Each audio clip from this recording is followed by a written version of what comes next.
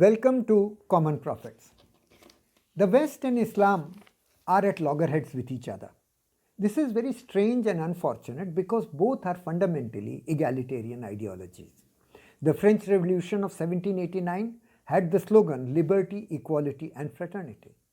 Yet, despite this sense of equality, the French people enslaved large parts of North Africa after the French Revolution and perpetrated a number of atrocities on those people, as you can see in these pictures. In a similar sense, Abraham Lincoln abolished slavery, and Winston Churchill, when he went to the United States to meet President Roosevelt and seeking assistance in the Second World War, Roosevelt put the condition that England will have to give freedom to her colonies. That was a great contribution of United States to the welfare of the people of the world.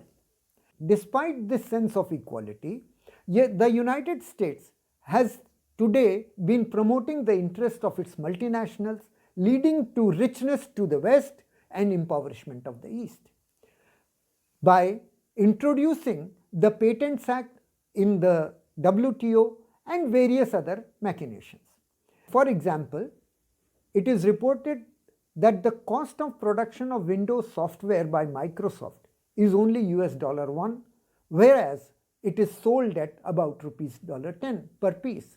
This kind of profiteering is leading to poverty of the developing countries and richness of the Western countries. We find this disconnect also reflected in the United Nations Declaration of Human Rights. Article 13.1 says, everyone has the right to freedom of movement and residence within the borders of each state. The question is, why should the freedom of movement be restricted within each state when we are a common humanity? Article 21.2 says, everyone has the right of equal access to public service in his country. The question is, why only in his country? If we are all humanity, then why public services should not be shared across all people?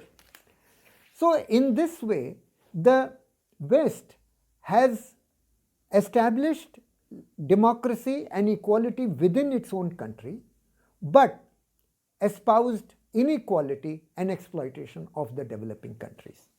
Islam flips the situation. Ayat 17.60 of the Quran says, and remember, O Muhammad, we told you, indeed your Lord has encompassed the people.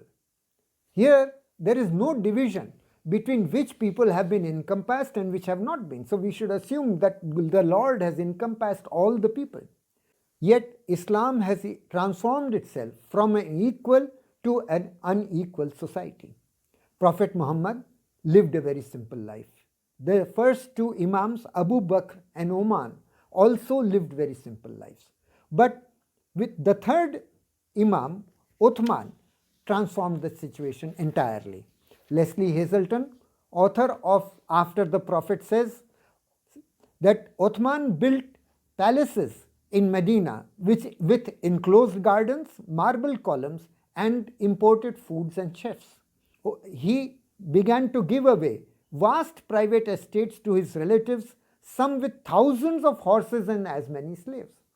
So the egalitarian ideology of the Quran was transformed into a huge social inequality. This continues today. The palaces of Saudi Arabia, as you can see in these pictures, are smacking of luxury and inequality. In Pakistan, it is reported that 2 million people are today living as bonded laborers within an Islamic country. So we have a situation in Islam where an egalitarian ideology has been transformed into internal inequality. Although Islam has not made wars against other countries like France did, but it has espoused huge internal inequality. We have therefore in front of us a strange spectacle. Two ideologies which are both egalitarian have both espoused inequality in different ways.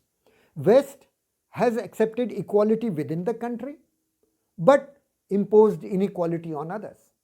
Islam has accepted equality within the world, but accepted inequality within its own country. The way forward for future is for both West and Islam to reform themselves. West has to stop exploiting developing countries and Islam has to stop exploiting its own people. Only then we will have peace and welfare as declared in the French Revolution and as declared in the Quran. Please do not forget to like this post, share this post, and for more information, please do visit our website www.commonprophets.com. Thank you.